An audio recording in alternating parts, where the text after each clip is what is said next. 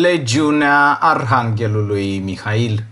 În fața situației de mai sus, m-am hotărât să nu merg nici cu o tabără, nici cu cealaltă, nici să mă resemnez, ci să încep organizarea tineretului pe răspunderea mea, după sufletul și capul meu, și să continui lupta, iar nu să capitulez. În mijlocul acestor frământări și ceasuri de răscruce, ne-am adus aminte de icoana care ne-a ocrotit în închisoarea Văcărești. Ne-am hotărât să strângem rândurile și să continuăm lupta sub protecția Sfintei Icoane. În acest scop, ea a fost adusă la căminul nostru din Iași, din altarul Bisericii Sfântul Spiridon, unde o lăsasem cu 3 ani în urmă. La aceste gânduri, grupul Văcăreștenii s-a alăturat imediat. Peste câteva zile am convocat la Iași pentru vineri 24 iunie 1927, ora 10 seara, în camera mea din strada Florilor, numărul 20, pe văcăreșteni și pe puținii studenți care mai rămăseseră legați de noi. Într-o condică, cu câteva minute înainte, scrisesem următorul ordin de zi, numerotat cu numărul 1. Astăzi, vineri 24 iunie 1927, de Sfântul Ioan Botezătorul, ora 10 seara, se înființează Legiunea Arhanghelului Mihail sub conducerea mea. Să vină în aceste rânduri cel ce crede nelimitat, să rămână în afară cel ce are îndoieli. Fixez ca șef al gărzii de la icoană pe Radu Mironovici.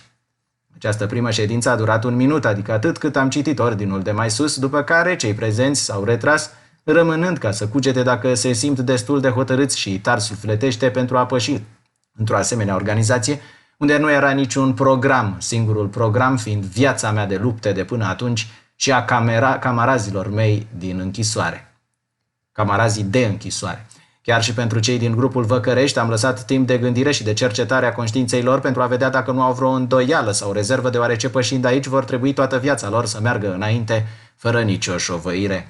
Intima noastră stare sufletească din care s-a născut legiunea a fost aceasta. Nu ne interesa dacă vom birui, dacă vom cădea înfrânți sau dacă vom muri. Scopul nostru era altul, de a merge înainte uniți, mergând împreună, uniți cu Dumnezeu înainte și cu dreptatea neamului românesc. Orice soartă ne-ar fi dăruită, înfrângerea sau moartea, ea va fi binecuvântată și va da roade pentru neamul nostru. Sunt înfrângeri și sunt morți care trezesc un neam la viață, după cum sunt și biruințe dintre acelea care îl adorm, spunea profesorul Iorga odată. Interesant, referința din Iorga, din Nicolae Iorga, un mare naționalist român din care Codreanu s-a inspirat și cu care a avut ulterior în 1938 o dispută, o ceartă chiar, în care Codreanu l-a acuzat printr-o scrisoare de a fi, pe Iorga l-a acuzat de a fi necinstit sufletește. Nicolae Iorga, înfricoșat de puterea și posibilitatea de a declanșa teroarea și răzbunarea legionarilor, s-a dus la regele Carol al II-lea, i s-a plâns și Carol al II-lea a găsit momentul prielnic de a-l lichida pe Codreanu și de a introduce o formă de terorism de stat de data aceasta împotriva lui Corneliu Zera Codreanu, lucru care a costat pe plan internațional România. Codreanu ar fi fost un pion bun în relația cu cu puterea germană, de fapt, cu Germania nazistă și, în definitiv, cu Italia fascistă și poate nu s-ar fi pierdut Ardealul de Nord. În aceeași noapte și în aceeași condică am redactat o scrisoare către profesorul Cuza și alta către profesorul Șumuleanu. A doua zi, la 10 dimineața, ne-am adunat toți văcăreștenii și am plecat la profesorul Cuza acasă în strada Corescu, numărul 3. După atâția ani de lupte și grele încercări, mergeam acum să ne luăm rămas bun de la profesorul Cuza și să-i cerem să ne dezlege de jurămintele pe care le-am depus. Profesorul Cuza ne-a primit în aceeași cameră în care mă botezase pe mine cu 28 de ani în urmă.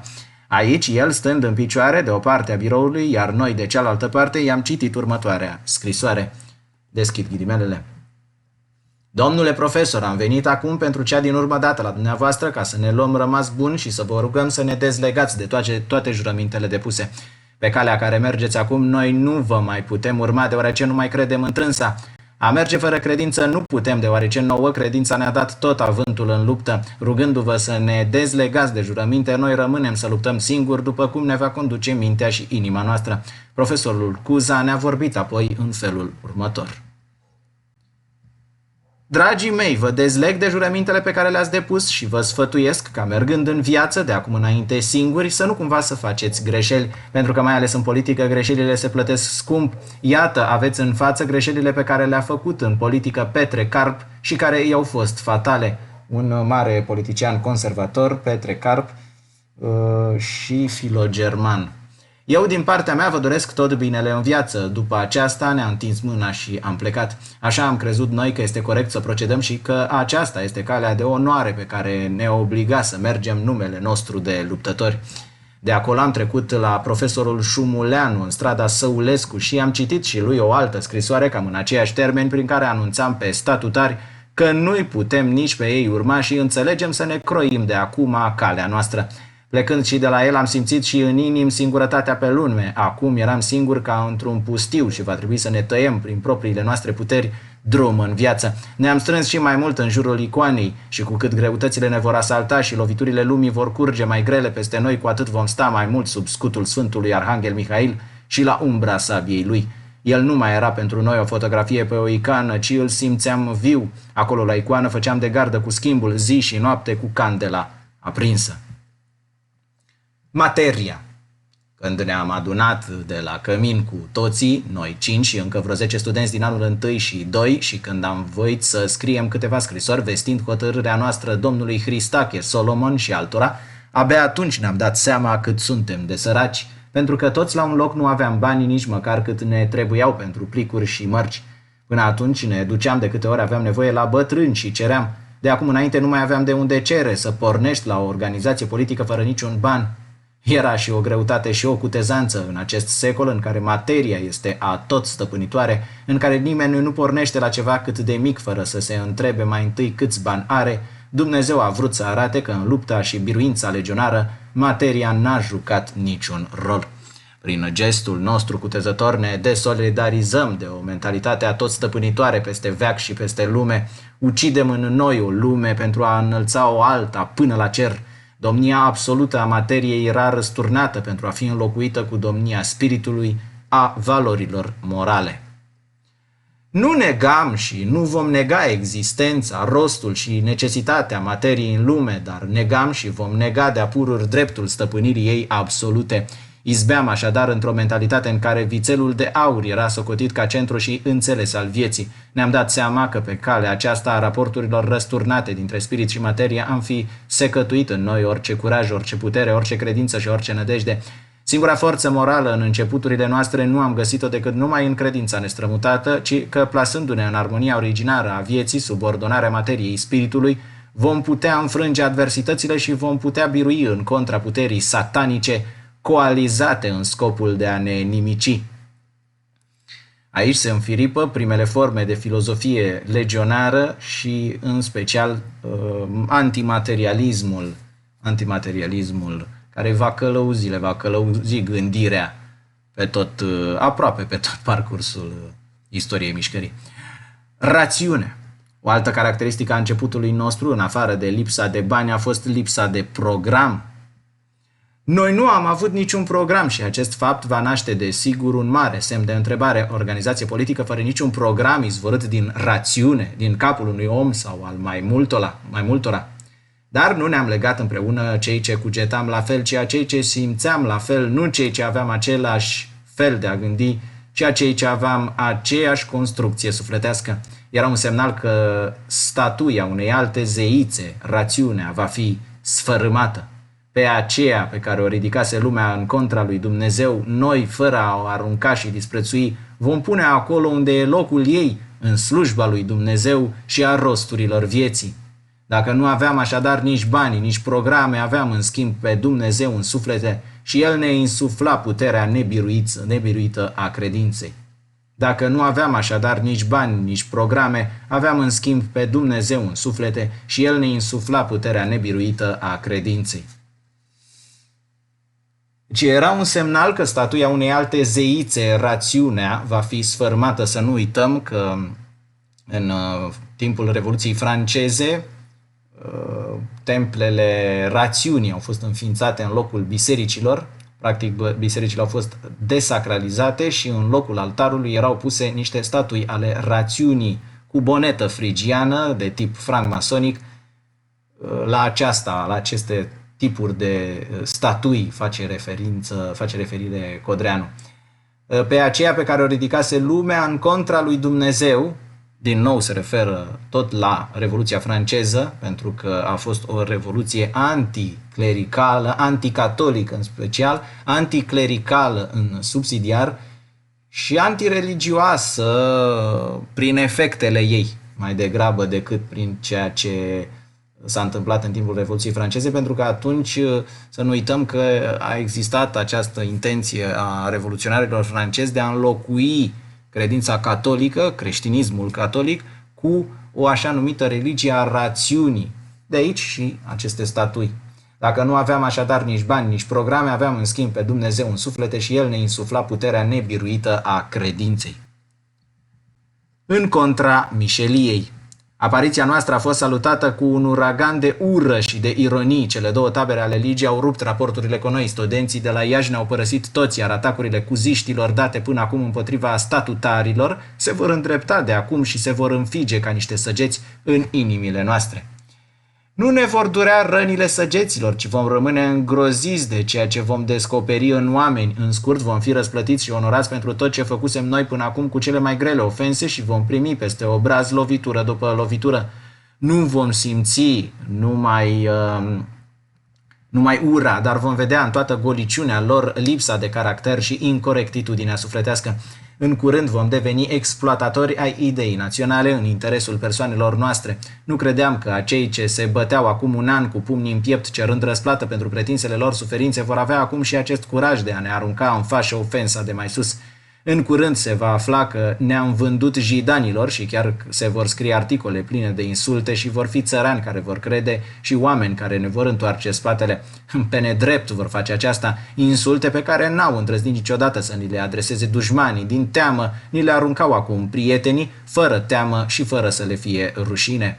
Dacă este adevărat că noi care am trecut pe unde am trecut și ale căror trupuri au suferit ce au suferit, am fi în stare de asemenea infamie de a ne vinde în grup la inamic, atunci nu rămâne decât să se pună dinamită acestui neam și să fie aruncat în aer.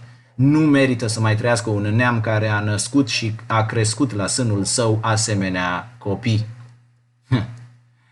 Nu merită să mai trăiască un neam care a născut și a crescut la sânul său asemenea copii. Dar dacă nu e adevărat, cei ce le inventează și le colportează sunt niște mișei care seacă încrederea nației în propriul ei viitor și destin. Pentru aceștia nicio pedeapsă din partea țării nu este prea mare. Ce încredere să mai aibă neamul acesta în biruința și viitorul lui dacă în toiul luptei grele pe care o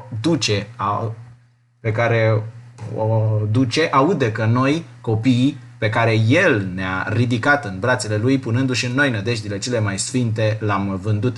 Lasă acele zile numai în amintirea celor ce le-au trăit. Lor, camarazilor mei de atunci, martori ai acelor ceasuri, le-am spus: să n-aveți teamă de acești pigmei, căci cine are asemenea suflet nu poate niciodată birui. Pe aceștia îi veți vedea odată căzând în genunchi la picioarele voastre. Să nu iertați, pentru că nu vor face-o din conștiința păcatului săvârșit, ci dintr-o mișelie, iar acum de s-ar coborî peste noi iadul cu toate duhurile lui necurate, neclintiți pe poziție, îl vom învinge. Până la cea dată văzusem fiara din om, acum am văzut mișelul din om. Păziți-vă pe voi și copiii de azi și de mâine ai neamului românesc și ai oricărui neam din lume de această racilă îngrozitoare de mișelie. Toată inteligența, toată învățătura, toate talentele, toată educația nu ne vor servi la nimic dacă vom fi mișei. Învățați pe copiii voștri să nu întrebuințeze mișelia nici în contra prietenului și nici în contra celui mai mare dușman al lor, căci nu vor învinge, ci vor fi mai mult decât învinși, vor fi striviți. Nici în contra mișelului și a armelor lui mișerești să nu întrebuințeze mișelia, pentru că de vor învinge nu va fi decât un schimb de persoane. Mișelia va rămâne neschimbată, mișelia învinsului va fi înlocuită cu mișelia învingătorului. În esență, aceeași mișelie va stăpâni peste lume. Întunericul mișeliei din lume nu poate fi alungat prin alt întuneric, ci numai prin lumina pe care o aduce sufletul viteazului, plin de caracter și onoare. Și totuși, prin acest baraj de ură și de mișelie au venit la noi din prima zi, ca la un liman dătător de nădejde, Hristache Solomon, omul acela de mare cuvânt și de mare onoare, inginerul Clime, inginerul Blănaru, avocatul Mile Lefter, Andrei C. Ionescu, Alexandru Ventonic, Dumitru Ifrim, Costăchescu, Ion Butnaru, Ierodiaconul Isihie, Antohie, etc.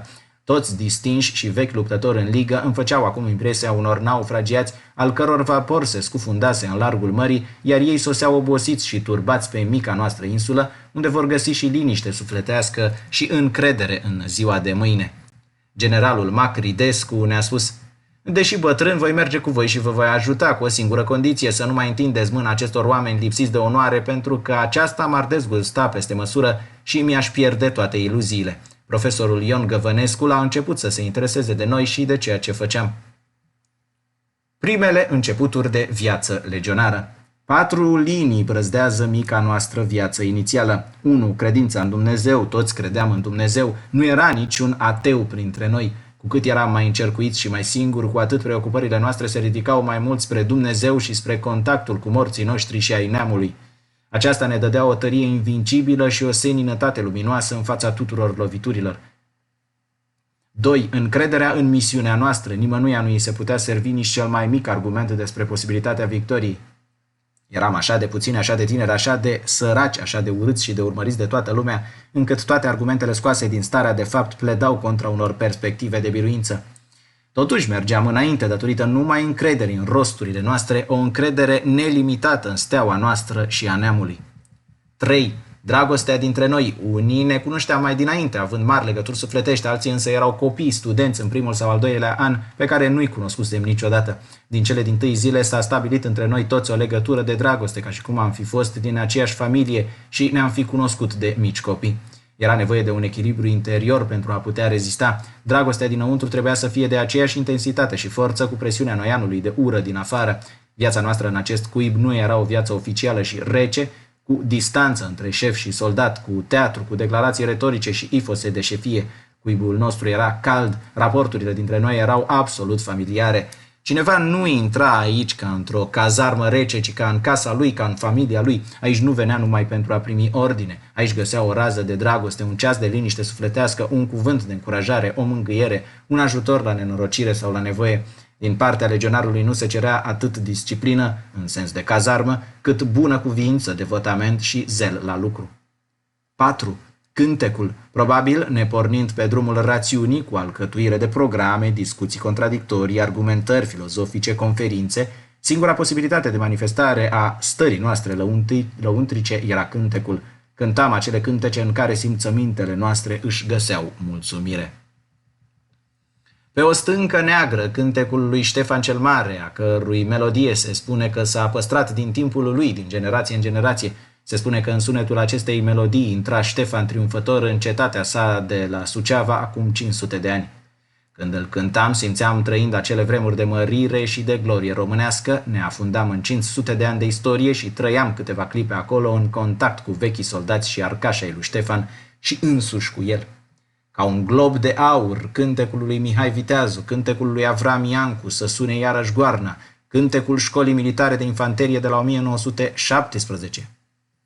Să sune iarăși goarna era cântecul Școlii Militare de Infanterie de la 1917. Sculați soldați, compus de Iustin Ilieșu și de Istrati, pe care noi l-am proclamat imn al legiunii.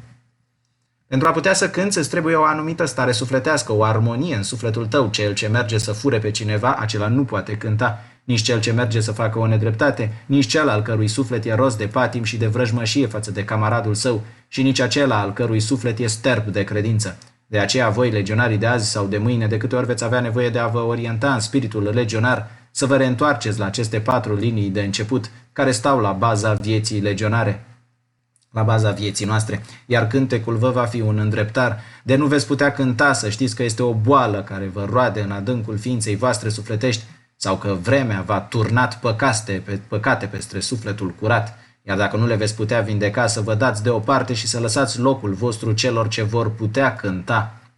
Ducându-ne viața pe liniile de mai sus, chiar din primele zile am început să acționăm, am fixat șefi care primeau și dădeau ordine.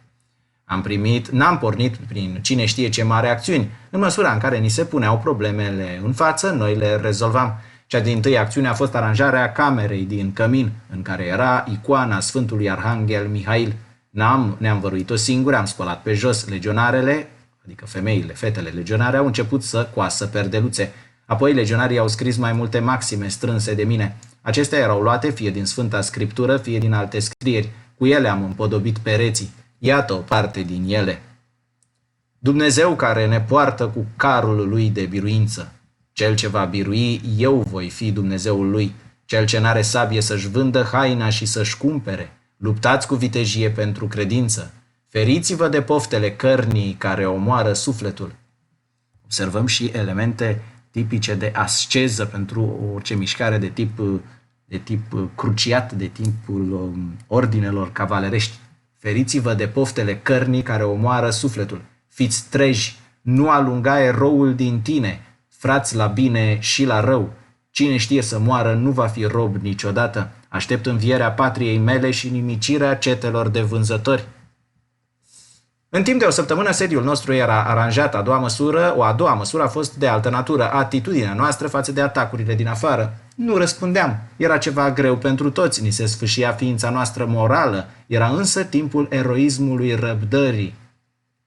O altă măsură, nimeni nu va căuta să convingă pe cineva pentru a-l determina să se facă legionar. Obișnuită atragere de mânecă și pescuire de membri nu mi-a plăcut niciodată. Sistemul este și a rămas contrar până în ziua de astăzi spiritului legionar. Noi ne vom fixa punctul de vedere și atât. Cine va voi va veni și va intra dacă va fi primit. Deci obișnuită atragere de mânecă și pescuire de membri nu mi-a plăcut niciodată. Nu mi-a plăcut niciodată. Sistemul este și a rămas contrar până în ziua de astăzi spiritului legionar. Noi ne vom fixa punctul de vedere și atât. Cine va voi va veni și va intra dacă va fi primit. Dar cine venea? Veneau oameni de aceeași esență sufletească cu noi. Mulți? Foarte puțini. La Iași după un an eram cu 2 sau 3 mai mulți decât în prima zi. După un an eram cu 2 sau 3 mai mulți decât în prima zi. Din țară însă erau mai mulți și se înscriau în măsură în care se afla de existența noastră. Toți acei care veneau la noi aveau două linii distincte care le puteai vedea clar. 1. O mare corectitudine sufletească. 2. Lipsa de interes personal. La noi nu se putea câștiga nimic, nicio perspectivă surăzătoare nu se deschidea. Aici toți nu aveau decât de dat. Sufletul, averea, viața, capacitatea de dragoste și de încredere. Chiar dacă se strecura vreun incorect sau vreun interesat, nu putea rămâne printre noi. Nu-și găsea mediul prielnic aici. Ieșea automat, peste o lună, un an, 2 sau 3, retrăgându-se, dezertând sau trădând. Programul nostru. Cuibul acesta de tineri era primul început de viață legionară, era prima piatră din temelie, trebuia pusă pe pământ sănătos. De aceea nu am spus să mergeți să cucerim România, plecați prin sate și strigați s-a făcut o nouă organizație politică, înscrieți-vă cu toții întrânsa. N-am făcut un nou program politic pe lângă celelalte 10 existente în România, toate așa zis perfecte în conștiința autorilor și partizanilor lor și nu am trimis pe legionar cu el să-l fluture prin sate, chemând oamenii să se alăture acestuia pentru a salva țara. Și din acest punct de vedere ne vom deosebi fundamental de toate celelalte organizații politice plus cuzismul. Toți cred că țara moare din lipsă de programe bune și de aceea își alcătuiesc câte un program perfect închegat și pleacă cu el să adune oameni. De aceea toată lumea întreabă, ce program ai? Țara aceasta pierde din lipsă de oameni, nu din lipsă de programe. Aceasta este părerea noastră. Deci nu programe trebuie să creăm, ci oameni noi. Pentru că așa cum sunt astăzi, oamenii crescuți de politicianism și infectați de influența iudaică vor compromite cele mai strălucite programe. Foarte interesant că acest citat din Corneliu Zera Codreanu, care a fost promovat de-a lungul timpului în ultimii ani, acest citat, țara aceasta pierde din lipsă de oameni, nu din lipsă de programe. Acest fel de om care trăiește astăzi în politica românească l-am mai întâlnit în istorie. Sub domnia lui au murit națiuni și s-au dărâmat state. Cel mai mare rău pe care l-au făcut jidanii și politicianismul e cea mai mare primejdie națională la care ne-au expus aceștia. nu stă nici în acapararea bogățiilor solului și subsolului românesc, nici chiar în tragica desfințare a clasei de mijloc românești, nici în numărul mare al lor în școli, profesiuni libere, etc., și nici chiar în influența pe care o exercită asupra vieții noastre politice, deși fiecare în parte sunt primejdii de moarte pentru neam. Cea mai mare primejdie națională stă în aceea de a ne fi deformat, de a ne fi desfigurat structura noastră rasială daco-romană, dând nașterea acestui tip de om, creând această căzătură, această stârpitură morală, politicianul care nu mai are nimic cu noblețea rasei noastre, care ne dezonorează și ne omoară. Această părere în legătură cu politicienii și rapacitatea și venalitatea politicienilor care sunt corupți, o găsim ca tipologie de gândire și în ziua de azi. Politicienii corupți, jos corupții, mentalitatea este apropiată de cea legionară. De fapt, răzmerița tânărului este întotdeauna împotriva politicienilor în vârstă care au dus o viață coruptă și au jefuit practic țara. Să nu uităm că USR-ul a venit anii din urmă, a venit pe același model de gândire, pe același calapod de gândire. Există o clasă veche de foști comuniști corupți și care își fac mendrele în continuare, iar tinerii, care în cazul nostru sunt exact tinerii de stânga, nu tinerii de dreapta, conservatori, cum erau cei pe care îi strângea în jurul lui Corneliu Zirea Codreanu, ci o clasă exact opusă a stângiștilor, a așa ziselor progresiști, a internaționaliștilor, a egalitarismului. Și aceștia devin partizanii ideii, adică există această idee în rândurile lor, cum că tinerii trebuie să preia puterea, pentru că tinerii au o anumită structură sufletească nepătată de viciul corupției. Și atunci problema este că în cazul lui Codreanu existau anumite cercuri pro-românești care îl susțineau cel puțin în prima fază și de unde s-a și văzut. AC Cuza, a fost și Goga, a fost și Alexandru Vaida Voievod, chiar și Nicolae Iorga. Vechiul naționalism și conservatorism românesc a dus la crearea acestei organizații și a și sprijinit-o la începuturile ei. În schimb, în ziua de azi, dacă ne uităm la calapodul acesta, la atracției pe care tineretul o are față de USR, vom trebui să mergem la rădăcină și să vedem cine a finanțat USR-ul. Am zis SRI, cred că USR-ul. Deci cine a vrut să se ducă, mă rog, părerile sunt împărțite și aici.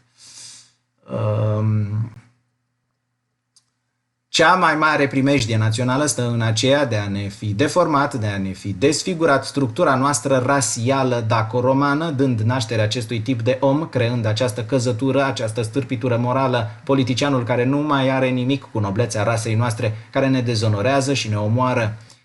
Structura noastră rasială daco-romană. Foarte interesant că aici avem o primă referință la rasă.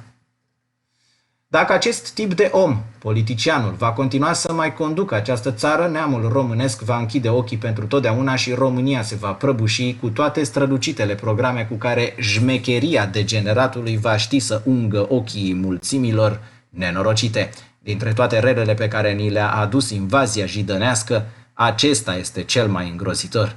Toate popoarele cu care am venit în contact și ne-am luptat noi românii de la năvălirea barbarilor și până astăzi, ne-au atacat pe linie materială, fizică și politică, lăsându-ne intactă ființa morală din care, mai devreme sau mai târziu, a izbucnit biruința noastră, sfărâmarea jugului străin. Aici facem o paranteză ca să reliefez practic diferențele dintre tineretul userist de stânga de astăzi. Sfărâmarea jugului străin nu mai este un deziderat pentru tânărul progresist, pentru că el fiind internaționalist, el vrea un anumit jug străin.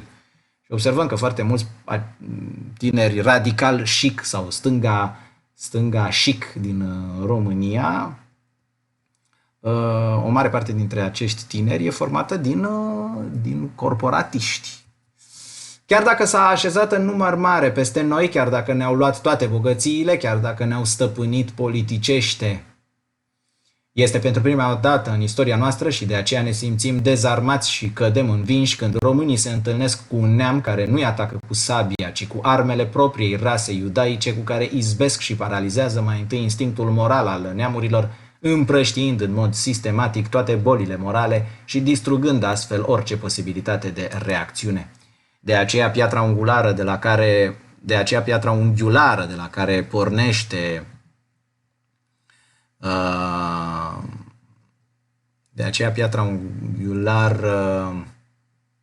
care pornește legiunea este omul, nu programul politic. Reforma omului, nu reforma programelor politice. Legiunea Arhanghelului Mihail va fi, prin urmare, mai mult o școală și o oaste decât un partid politic. Poporul român, în aceste zile ale lui, nu are nevoie de un mare om politic, așa cum greșit se crede, ci de un mare educator și conducător care să biruiască puterile răului și să zdrobească tagma celor răi. Pentru aceasta însă el va trebui să biruiască mai întâi răul din el și din ai lui. Și observăm o încercare de remodelare, de recreare, crearea omului nou, un nou tip de om, omul nou legionar, lucru pe care l-au dorit în general mai toate organizațiile și ideologiile extremiste. Și din nou avem de a face cu un element de mesianism. Poporul român în aceste zile ale lui nu are nevoie de un mare om politic, așa cum greșit se crede, ci de un mare educator și conducător, deci un lider spiritual, practic, care să biruiască puterile răului și să zdrobească tagma celor răi. Pentru aceasta însă el va trebui să biruiască mai întâi răul din el și din ai lui. Din această școală legionară va trebui să iasă un om nou, omul nou, un om cu calități de erou, un uriaș în mijlocul istoriei noastre care să lupte și să biruiască împotriva tuturor dușmanilor patriei, lupta sa și biruința sa trebuind să se prelungească și dincolo asupra inamicilor nevăzuți, asupra puterilor răului. Tot ce își poate imagina mintea noastră mai frumos ca suflet, tot ce poate rodi rasa noastră mai mândru, mai înalt, mai drept, mai puternic, mai înțelept, mai curat, mai muncitor și mai viteaz, iată ce trebuie să ne dea școala legionară, un om în care să fie dezvoltate până la maximum toate posibilitățile de mărire omenească ce se află sădite de Dumnezeu în sângele neamului nostru. Observăm a doua referință la rasă și la sângele neamului nostru. Acest erou ieșit din școala legionară va ști să facă și programe, va ști să rezolve și problema jidănească, va ști să dea și o bună organizare statului, va ști să convingă și pe ceilalți români. Iar dacă nu, va ști să învingă căci pentru aceasta este erou. Iar dacă nu, va ști să învingă căci pentru aceasta este erou. Deci, chiar dacă nu va reuși să-i convingă pe ceilalți români, el va ieși biruitor pentru că are această fibră și această pregătire. Acest erou, acest legionar al vitejiei, al muncii, al dreptății, cu puterile lui Dumnezeu înfipte în suflet, va duce neamul nostru pe căile măririi lui. Deci acest erou, acest legionar al vitejiei, al muncii, al dreptății, cu puterile lui Dumnezeu înfipte în suflet, va duce neamul nostru pe căile măririi lui. Un nou partid politic, fie el chiar cuzist, adică al lui Iace Cuza, nu poate să dea decât cel mult un nou guvern și o nouă guvernare. O școală legionară însă poate să dea țării acesteia un mare tip de român, omul nou.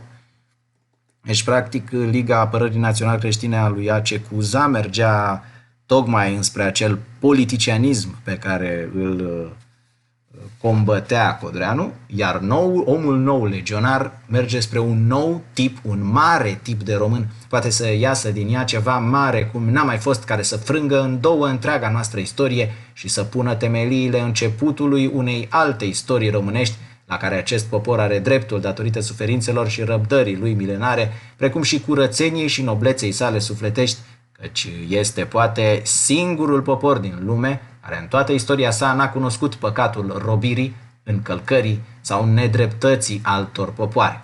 Lucru de altfel adevărat. Vom crea un mediu sufletesc, un mediu moral în care să se nască și din care să se hrănească și să crească omul erou.